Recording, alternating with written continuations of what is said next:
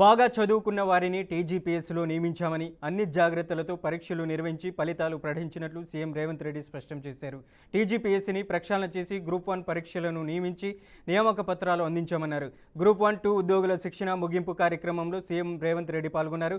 ప్రభుత్వ ఉద్యోగాలను అమ్ముకున్నామని కోర్టులో లీగల్ లిటిగేషన్ పెట్టారని, రాష్ట్ర ప్రభుత్వం ఒక్క తప్పు కూడా చేయలేదని రేవంత్ రెడ్డి అన్నారు.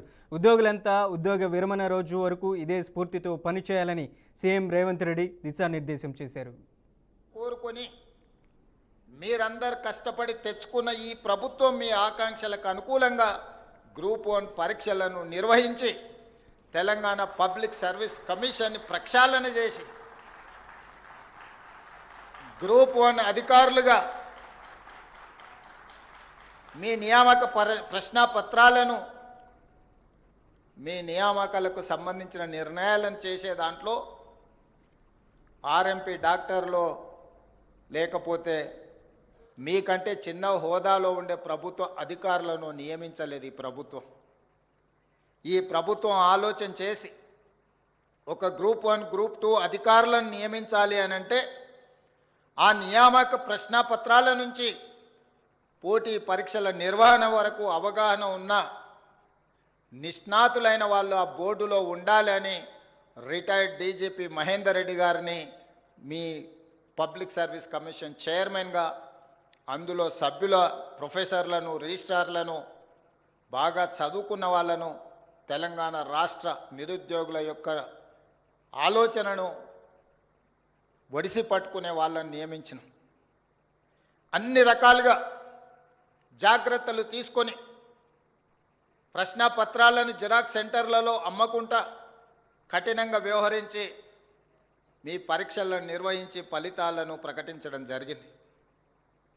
మీ ఎన్నికైన సంతోషాన్ని ఒక్కరోజు కూడా మీకు మిగిలించలేదు.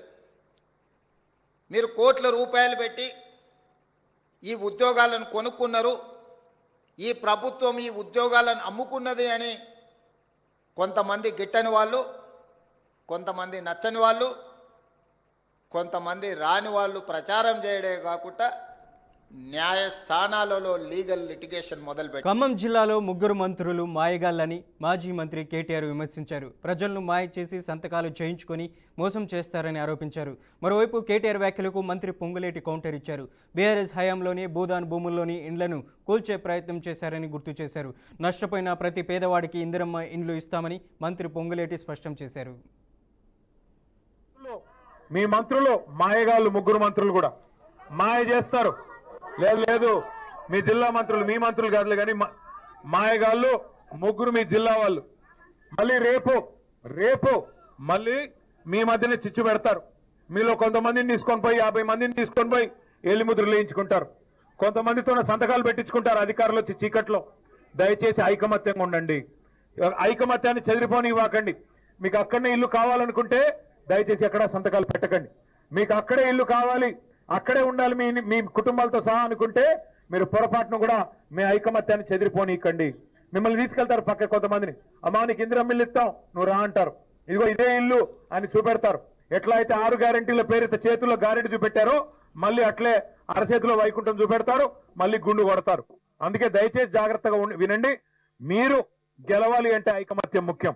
మీకు అక్కడే ఇల్లు కావాలి అంటే తప్పకుండా న్యాయ పోరాటం చేద్దాం. ఆనాటి ప్రభుత్వం అహంకారపూరితమైన ప్రభుత్వం బీఆర్ఎస్ ప్రభుత్వం పరిపాలనలో ఉంది. ఏదైతే ఈ ఎలుగుమట్లదని చెప్తున్నారో వాళ్ళు ఆనాడు కూడగొట్టారో మేము కూలగొట్టాము ఇవ్వాలని చెప్తున్నారు, కానీ ఆనాడే వారు శ్రీకారం చుట్టారు. ఇదిగోండి మీడియా, ఇది నేను చెప్పేది కాదు. ఇవాళ నేను ఏదో దీన్ని మ్యానిపులేట్ చేసేది కాదు. ఆనాడు వీళ్లే కూడగొట్టే ప్రయత్నం చేసి కొన్ని కూడగొట్టారు, మళ్ళీ తిరిగి కట్టారు వాళ్ళు. ఆనరబుల్ హైకోర్టు ఇచ్చిన ఆర్డర్ ప్రకారం భూదాన ల్యాండ్ లో ఖాళీ చేయించిన మాట వాస్తవం. వారందరికీ కూడా వారిలాగా గాలికి వదిలేయము. ఈ ప్రభుత్వం పేదోడి ప్రభుత్వం. ఎవరు ఎన్ని కారుకోతలు కూసినా, ఎంత విషాన్ని బయటికి చిమ్మినా ఇది పేదోడి ప్రభుత్వం. అరువులైన ప్రతి పేదవాడికి, ఇక్కడ నష్టపోయిన ప్రతి పేదవాడికి ఇళ్ల స్థలం ఇస్తా, ఇల్లిస్తా ఈ ప్రభుత్వ పక్షాన. గౌరవ ముఖ్యమంత్రి గారి ఆలోచనలకి పేదోడి ప్రభుత్వంగా ఇది తప్పకుండా చేస్తారు. బీఆర్ఎస్ నేతలపై మంత్రి పొన్నం ప్రభాకర్ విమర్శలు చేశారు. కాళేశ్వరం ప్రాజెక్టు బీఆర్ఎస్ హయాంలోని కుంగిపోయిందని మంత్రి గుర్తు చేశారు.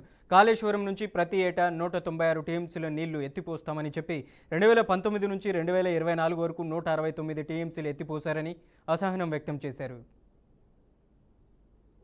నిర్మించే సందర్భంలో ఆనాటి గవర్నర్ గారి సందర్శన కానీ ఇతరుల యొక్క అన్ని నియోజకవర్గాల నుంచి బస్సులు పెట్టి తీసుకుపోయి చూపెట్టేటువంటి సందర్భాన్ని ఒకసారి జ్ఞాపకం చేస్తాను.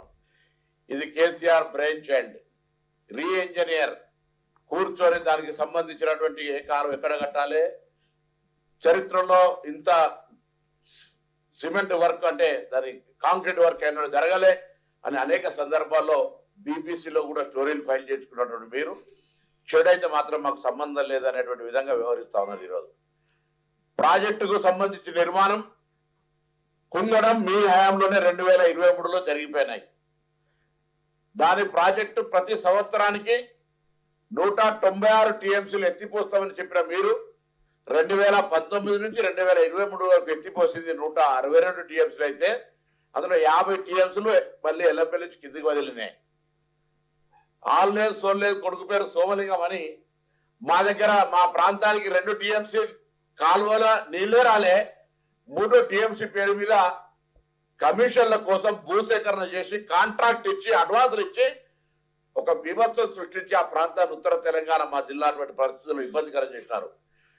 ఈరోజు వాళ్ళు ఏమంటున్నారు, కాళేశ్వరం ఆనాడు కోదాడకైనా ఖమ్మంకైనా పెద్దపల్లికైనా ఎక్కడికైనా కాళేశ్వరం నీళ్లు మొదటి మీకే వస్తున్నాయని హరీష్ రావు గారు చెప్పి 10 జాగాలు ఇచ్చినటువంటి పరిస్థితి. పట్టుదలతో పోలవరం ప్రాజెక్టును 73% పూర్తి చేసినట్లు సీఎం చంద్రబాబు తెలిపారు. రాబోయే సంవత్సరం పుష్కరాల కంటే ముందు పోలవరంను పూర్తి చేసి జాతికి అంకితం చేస్తామన్నారు. ప్రతి సోమవారం పోలవరం వెళ్లి పనులను పరిశీలిస్తున్నామని సీఎం చంద్రబాబు చెప్పారు. సభా సభ్యులను తీసుకొని ప్రాజెక్టు సందర్శనకు వెళ్లాలని స్పీకర్కు చంద్రబాబు సూచించారు. ఒకసారి ఎమ్మెల్యేలు తీసుకొని మీరు వెళ్ళాలి అధ్యక్ష, మళ్ళీ ఇలాంటి అవకాశం రాదు. మీ ఆధ్వర్యంలో వెళ్ళి ఒకసారి చూపించండి అవ్వాలి ఎమ్మెల్యేస్కి. ఎందుకంటే అధ్యక్ష, ఇంత పెద్ద ప్రాజెక్ట్ సమీపంలో రాబోయే రోజుల్లో భారతదేశంలో ఎక్కడ కట్టే అవకాశం లేదు. అతి పెద్ద ప్రాజెక్ట్ ఇది. అలాంటి ప్రాజెక్ట్ అధ్యక్ష ఈ హౌస్లో కానీ బయట కానీ ప్రతి వారం సోమవారం వస్తే నేను పోలవరం చేసి ఒక పట్టుదలగా చేసి 73% పూర్తి చేసాం అధ్యక్ష. నేను చాలాసార్లు చెప్పాను, నాకు ఒక కమిట్మెంట్ ఉంది. ఆ రోజు 7 మండలాలు తెలంగాణకు ఇచ్చిన మండలాలు ఇక్కడ రాకపోతే అది పూర్తి కాదని గట్టిగా ఫైట్ చేస్తే ఆనాడు సేమ్ ఎన్డీఏ గవర్నమెంట్ అధ్యక్ష మోడీ గారి నాయకత్వంలో ఆ 7 మండలాలు ఇచ్చారు. ఇచ్చి ఆ ప్రాజెక్టు ముందు తీసుకుపోగలిగాం. ఆ గౌరవంతోనే ఇప్పుడు కూడా పోలవరం జిల్లాను చేశానంటే అక్కడుండే బాధితులపైన నాకుండే గౌరవం అని చెప్పి కూడా మరొకసారి మీకు విజ్ఞప్తి చేస్తున్నాను దేశం. అలాంటి బ్రహ్మాండమైన ప్రాజెక్ట్ని అన్ని విషయాలు చెప్పారు. నేను ఇంక దానికి జోరుపోను. విధ్వంసం చేసే పరిస్థితికి వచ్చారు. అలాంటి ప్రాజెక్ట్ ఆడుకునే పరిస్థితికి వచ్చారు. ఇప్పుడే అన్నీ కంప్లీట్ చేస్తున్నాం. తప్పకుండా రాబోయే సంవత్సరం పుష్కరాల కంటే ముందు పోలవరం పూర్తి చేసి జాతికి అంకితం చేసే బాధ్యత ప్రభుత్వం తీసుకుంటామని. రాయలసీమ ఎత్తిపోతుల ప్రాజెక్టుపై ఏపీ అసెంబ్లీ దద్దరిల్లిపోయింది. రాయలసీమ ప్రాజెక్టు పనుల నిలుపుదల క్రెడిట్ తమదంటే తమదే అని గతంలో తెలంగాణ అసెంబ్లీలో సీఎం రేవంత్ రెడ్డి, బీఆర్ఎస్ ఎమ్మెల్యేలు హరీష్ రావు చేసిన వ్యాఖ్యలపై తాజాగా ఏపీ శాసనమండలిలో రీసౌండ్ వచ్చింది. లిఫ్ట్ ఇరిగేషన్ పనులు నిలిపివేసి సీమకు అన్యాయం చేశారని బొత్స, రాయలసీమకు ద్రోహం చేసింది జగన్ అంటూ పయావుల విరుచుకుపడ్డారు. ముఖ్యమంత్రి ఇక్కడ మంత్రివర్గ సభ్యులు చెప్పాల్సిన బాధ్యత ఈ రాష్ట్ర ప్రధానికి ఈ జాతీయ ఉంది. దాన్ని విస్మరించి వాళ్ళ మీద రాజకీయ ప్రచారం చెప్తారండి అధ్యక్ష. అధ్యక్ష అంటే మీ ఉద్దేశం మీ ద్వంద్వ వైఖరి ఈ రాజకీయం గురించి రావడం మీకు ఇష్టం లేదు. మీరు మాట్లాడలేదు మీ ఉద్దేశం. ఆ ముఖ్యమంత్రి వచ్చి డెలిబరేట్ గా చెప్తే కాదు ఇది వాస్తవం కాదు ఇది కాదని చెప్పి చెప్పడానికి ఏం చెప్పిన మీకున్న అధ్యక్ష మీకున్న అలసట అధ్యక్ష మీకున్న ఏంటి అధ్యక్ష అర్థం అవ్వట్లేదు. ఎందుకు చెప్పట్లేదు? ఎందుకు చెప్పట్లేదు?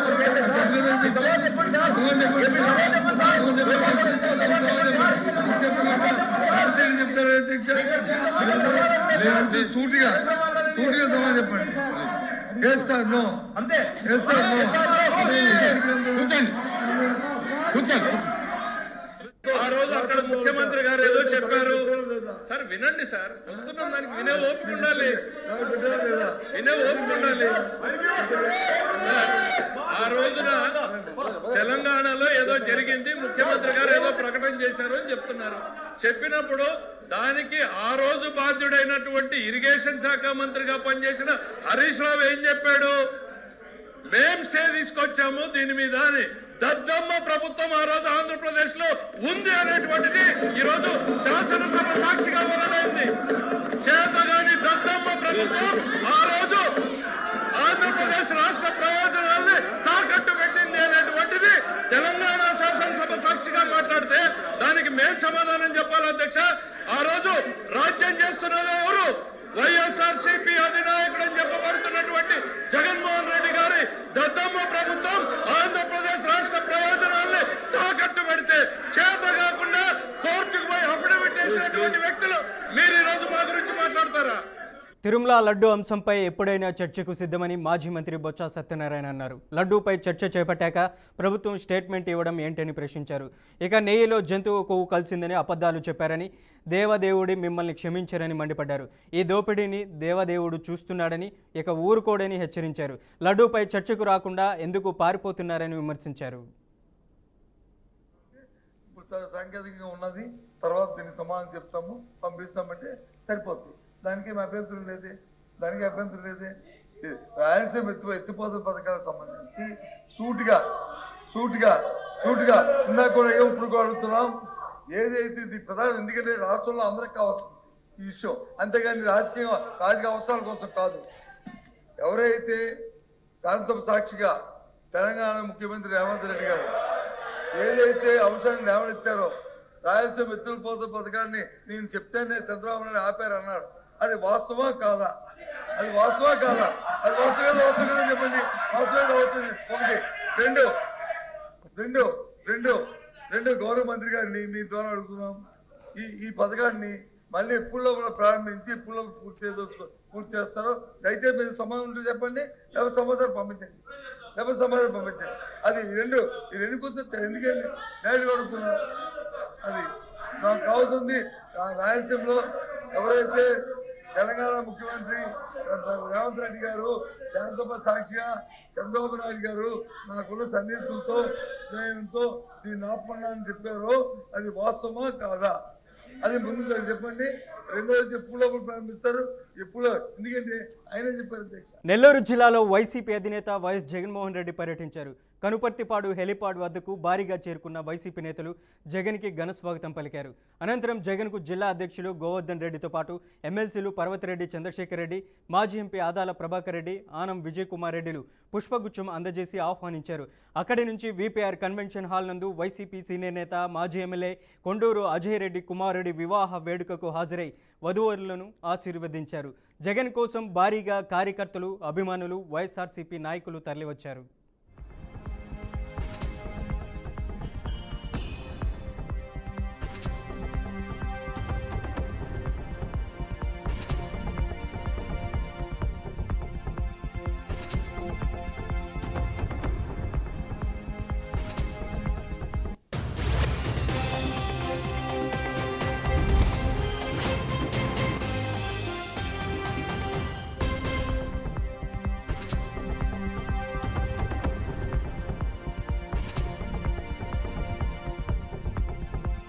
రాష్ట్రంలోని యువత భావితరాలకు ఉపయోగపడేలా పవన్ కళ్యాణ్ ఒక చక్కటి ప్రణాళిక రూపొందించారని మంత్రి నాదెండ్ల మనోహర్ అన్నారు.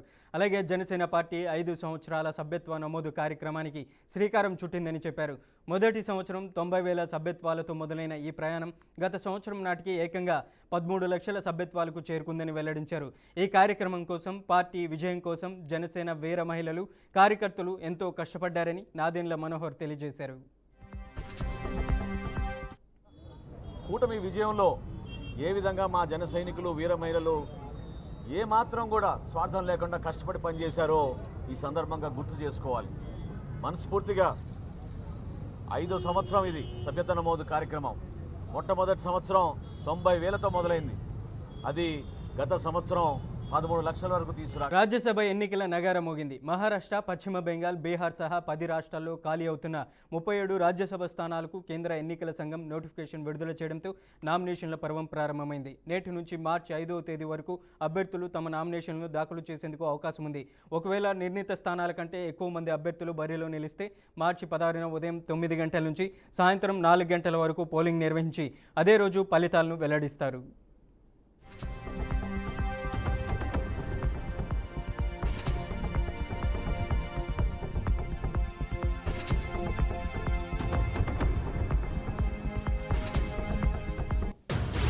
మున్సిపాలిటీలో డయేరియా ప్రబలకుండా ముందస్తు జాగ్రత్తల కోసం ఏపీ ప్రభుత్వం కీలక ఆదేశాలు జారీ చేసింది. కలుషితం కానీ సురక్షితమైన తాగునీరు ప్రజలకు అందించేలా మున్సిపల్ శాఖ ఎస్ఓపి జారీ చేసింది. ఈ మేరకు మున్సిపల్ శాఖ కార్యదర్శి సురేష్ కుమార్ ఉత్తర్వులు జారీ చేశారు. మున్సిపాలిటీల్లో తాగునీరు కలుషితమైతే ఆయా మున్సిపల్ కమిషనర్లను ఉపేక్షించేది లేదని, అన్ని మున్సిపాలిటీల్లో తాగునీటి పైప్లైన్లు తనిఖీ చేయాలని కమిషనర్లకు దిశానిర్దేశం చేశారు. ఇక డ్రైనేజీల గుండా ఎక్కడైనా డ్రింకింగ్ వాటర్ పైప్లైన్లు వెళ్తున్నట్లయితే వెంటనే మార్చాలని సూచించారు. డ్రైనేజీల్లో నీరు నిలవకుండా వెంటనే చర్యలు చేపట్టాలని మార్గనిర్దేశం చేశారు. ఇక తాగునీటిపై ఫిర్యాదులు, సీజనల్ వ్యాధులపై 24 గంటలు పనిచేసేలా కంట్రోల్ రూమ్ ఏర్పాటు చేయాలని ఆదేశించారు. తాగునీటి సరఫరా, డ్రైన్ల క్లీనింగ్లో అశ్రద్ధ వహిస్తే మున్సిపల్ కమిషనర్లు, క్షేత్రస్థాయి సిబ్బందిని బాధ్యులను చేస్తామని స్పష్టం చేశారు. వార్డు సెక్రటరీలు, శానిటేషన్ సెక్రటరీ క్షేత్రస్థాయి తనిఖీల్లో పాల్గొనాలని దిశానిర్దేశం చేశారు. ఇక తక్షణమే ఆదేశాలు అమలయ్యేలా చూడాలంటూ మున్సిపల్ శాఖ ముఖ్య కార్యదర్శి సురేష్ కుమార్ ఆదేశాలు జారీ చేశారు. రాష్ట్రంలో ప్రజా ఆరోగ్యంపై ప్రభుత్వం పూర్తిగా నిర్లక్ష్యం వహిస్తుందని మాజీ మంత్రి ధర్మాన ప్రసాదరావు తీవ్ర విమర్శలు చేశారు.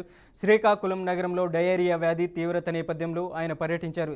జిల్లా వైసీపీ అధ్యక్షుడు ధర్మాన కృష్ణదాస్ మాజీ మంత్రి సిదిరి అప్పలరాజుతో కలిసి బాధిత ప్రాంతాలను పరిశీలించారు. డయేరియాతో పలువురు మృతి చెందినప్పటికీ ప్రభుత్వం వాస్తవాలను దాచిపెడుతుందని ఆరోపించారు. 4 చనిపోతే ఒక్కరే చనిపోయారని చెబుతున్నారని, పోస్టుమార్టం పేరుతో వాస్తవాలను మారుస్తున్నారని విమర్శించారు. డయేరియా మరణాలకు ప్రభుత్వం బాధ్యత వహించాలని మాజీ మంత్రి ధర్మాన ప్రసాదరావు డిమాండ్ చేశారు. సంవత్సరాల కాలంగా ప్రజారోగ్యం పట్ల ఒక నిర్లక్ష్యం వహించడం వల్ల వచ్చినటువంటి ప్రమాదం ఇది. చీఫ్ మినిస్టర్కి బాధ్యత లేదు, ఇతర మంత్రులు ఎవరికి బాధ్యత లేదు. హాస్పిటల్కి వెళ్తే మందు బిల్ల లేదు. మంచినీరు అనేది సరిగా సప్లై చేయాలన్నది వాళ్ళు వీధుల్లో వచ్చి కంప్లైంట్ చేయాలా? మాకు చెడ్డ నీరు వస్తుంది, మురికి నీరు వస్తుందని కంప్లైంట్ చేసిన దాకా మనం అది బాగు చేసేటువంటి యంత్రాంగం మన దగ్గర లేదా? దీనికంటూ మున్సిపాలిటీలో ఒక హెల్త్ ఆఫీసర్ లేడా? డ్రింకింగ్ వాటర్ స్కీమ్స్ చూసుకునేటువంటి వ్యక్తులు లేరా? ఈ సెక్షన్ చూస్తున్నటువంటి ఇంజనీరింగ్ సిబ్బంది లేరా? ఎందుకు వచ్చింది ఈ నిర్లక్ష్యం? ఈ మున్సిపాలిటీ వచ్చినప్పటి నుంచి ఎప్పుడూ లేని మరణాలు, 100 మంది హాస్పిటల్లో అడ్మిట్ అయ్యే పరిస్థితి ఎందుకు వచ్చింది? ఇదే మాదిరి రాష్ట్రం అంతా ఉందని మీకు మనం చేస్తున్నాం. మంచి ప్రభుత్వం తలుపులకేమో మంచి ప్రభుత్వం అని స్టిక్కర్ అంటించేసినంత మాత్రం మంచి ప్రభుత్వం కాదు. ఒక ఆడబిడ్డ తన భర్త చనిపోతే పడుతున్నటువంటి ఆవేదన గుర్తించగలిసినటువంటి ప్రభుత్వం ఉండాలి. పూర్తిగా నెల్లూరు నగరపాలక సంస్థ నూతన మేయర్గా దేవరకొండ సుజాత ఎన్నికయ్యారు. మేయర్ ఎన్నికకు వైకాపా కార్పొరేటర్లు డుమ్మా కొట్టడంతో పోటీ లేకుండానే ఆమె ఏకగ్రీవంగా ఎన్నికైనట్లు ఎన్నికల అధికారి ప్రకటించారు. 2 నిమిషాల్లోనే మేయర్ ఎన్నిక ప్రక్రియ పూర్తయింది. ఇక నగరంలో మొత్తం 54 డివిజన్లు ఉండగా టీడీపీకి 39, వైసీపీకి 14 స్థానాలు దక్కాయి.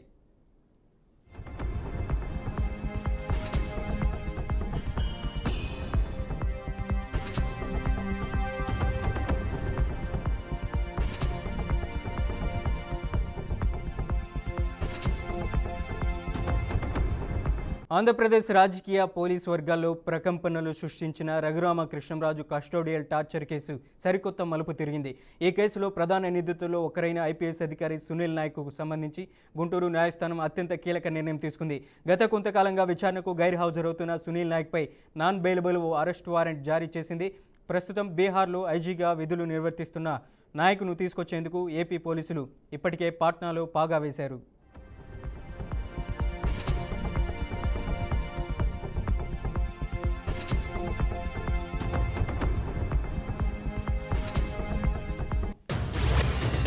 నిజామాబాద్ మార్కెట్ యార్డులో పసుపు రైతులు కన్నెర చేశారు. గత కొన్ని రోజులుగా పసుపుకు మద్దతు ధర లేకపోవడం, ఇనాం సర్వర్కు చెందిన సాఫ్ట్వేర్ పనిచేయకపోవడంతో అధికారులు లాట్ నెంబర్ కేటాయించడం లేదు. దీంతో నిజామాబాద్ మార్కెట్లో పసుపు కొనుగోళ్లు నిలిచిపోయాయి. తమ పసుపు పంటను విక్రయించేందుకు వచ్చిన రైతులు 3 రోజులుగా పసుపు రైతులు అక్కడే పడిగాపులు కాస్తున్నారు. ఓవైపు ప్రతికూల వాతావరణం ఆందోళన కలిగిస్తుంటే మరోవైపు సర్వర్ సమస్యల పేరుతో కొనుగోళ్లు నిలిచివేయడం పట్ల రైతులు ఆందోళనకు దిగారు. ఈ క్రమంలో మార్కెట్లోని కార్యాలయం అద్దాలను ధ్వంసం చేసి మరీ నిరసన తెలిపారు.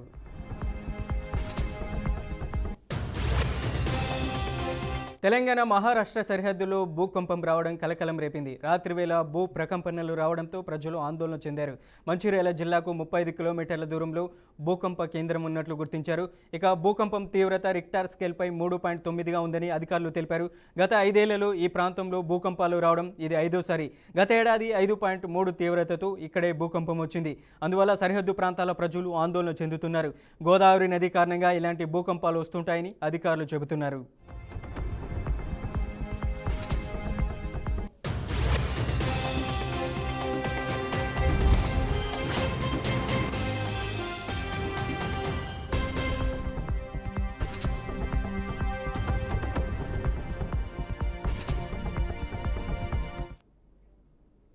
భారత్ ఇజ్రాయెల్ మధ్య సంబంధాలు ప్రతి సవాల్ను తట్టుకొని కాల పరీక్షకు నిలిచాయని ప్రధాని నరేంద్ర మోదీ అన్నారు. పరస్పర విశ్వాసం, ప్రజాస్వామ్య విలువలపై ఏర్పడిన ఈ బంధం ఎంతో బలమైనదని పేర్కొన్నారు. ఇరు దేశాల భాగస్వామ్యాన్ని శాంతి, ఆవిష్కరణ, శ్రేయస్సు కోసం ప్రత్యేక వ్యూహాత్మక భాగస్వామ్యం స్థాయికి పెంచుతూ చారిత్రక నిర్ణయం తీసుకున్నట్లు ప్రకటించారు.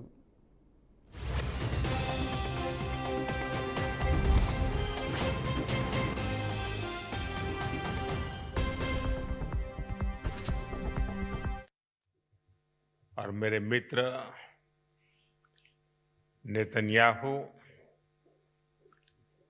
मिसेस नेतन्याहू, दोनों देशों के डेलीगेट्स, मीडिया के साथियों, नमस्कार, शालोम। मेरे और भारतीय डेलीगेशन के गर्मजोशी भरे स्वागत के लिए मैं प्रधानमंत्री नेतन्याहू का एक बार फिर हृदय से आभार व्यक्त करता हूं। 9 वर्ष पहले मुझे इजरायल की यात्रा करने वाले पहले भारतीय प्रधानमंत्री बनने का सौभाग्य मिला था। एक बार 8వ తరగతి పుస్తకంలో న్యాయ వ్యవస్థలో అవినీతి అనే పాఠ్యాంశం దేశాన్ని కుదిపేస్తుంది. ఈ వ్యవహారంపై దేశ సర్వోన్నత న్యాయస్థానం బుధవారం తీవ్ర ఆగ్రహం వ్యక్తం చేసింది. తాజాగా ఈ అంశంపై మరోసారి సుప్రీంకోర్టు ప్రధాన న్యాయమూర్తి సూర్యకాంత్ సీరియస్ అయ్యారు. గురువారం ఈ కేసును సుమోటుగా ప్రధాన న్యాయమూర్తి సూర్యకాంత్, న్యాయమూర్తులు జోయిమాల్యా, బాగాచి, ఎం పంచోలి విచారించారు. ఇక ఈ సందర్భంగా సూర్యకాంత్ మాట్లాడుతూ న్యాయ వ్యవస్థపై తోటా పేల్చారని, న్యాయ వ్యవస్థ అవినీతిమయమైంది, ఉపాధ్యాయుల చేత విద్యార్థులకు బోధించాలని అనుకుంటున్నారా అని న్యాయవాదులు నిలదీశారు. ఇక ఇది ఖచ్చితంగా న్యాయ వ్యవస్థ ప్రతిష్టపై దాడిగా అభివర్ణించారు. పుస్తకం ఇప్పటికే మార్కెట్లో, సోషల్ మీడియాలో అందుబాటులో ఉందని, దీన్ని వెనక్కి తీసుకోవడం వల్ల ఎలా ప్రభావవంతంగా ఉంటుందని ప్రధాన న్యాయమూర్తి ప్రశ్నించారు. ఇక న్యాయ వ్యవస్థను చెడుగా చూపించి సమాజానికి తప్పుడు సందేశాన్ని పంపుతున్నారని వ్యాఖ్యానించారు.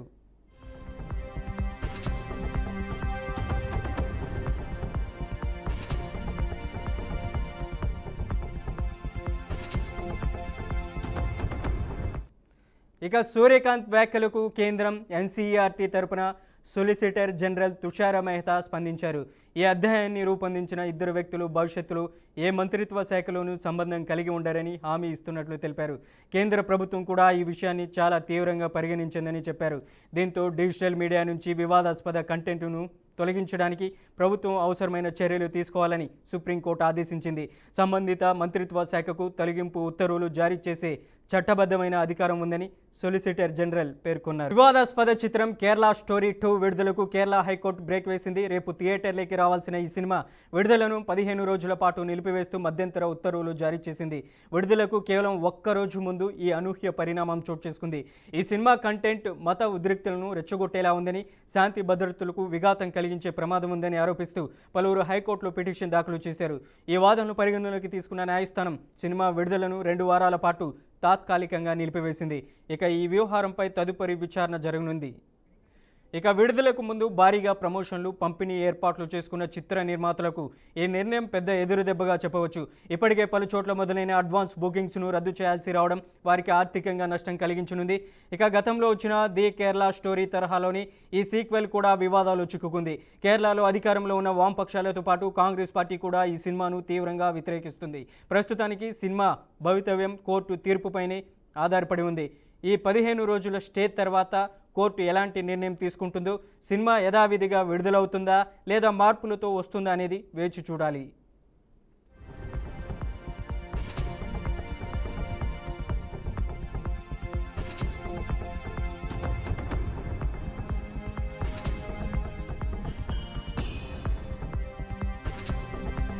T20 ప్రపంచ కప్ సూపర్ 8లో వెస్టిండీస్పై 9 వికెట్ల తేడాతో ఘన విజయం సాధించారు. ఇక టాస్ ఓడి బ్యాటింగ్ చేసిన విండీస్ 20 ఓవర్లలో 176 పరుగులకు 8 వికెట్లు పడిపోయింది. ఇక దక్షిణాఫ్రికా మాత్రం కేవలం 1 వికెట్ కోల్పోయి 16.1 ఓవర్లలో టార్గెట్ను సులభంగా ఛేదించింది. ప్లేయర్ ఆఫ్ ది మ్యాచ్గా కెప్టెన్ మార్క్రమ్ హాఫ్ సెంచరీ నమోదు చేశారు. ఇక ఈ విజయంతో దక్షిణాఫ్రికా సెమీస్ అవకాశాలను మరింత బలపరుస్తూ 4 పాయింట్ల పట్టికలో ముందుంది.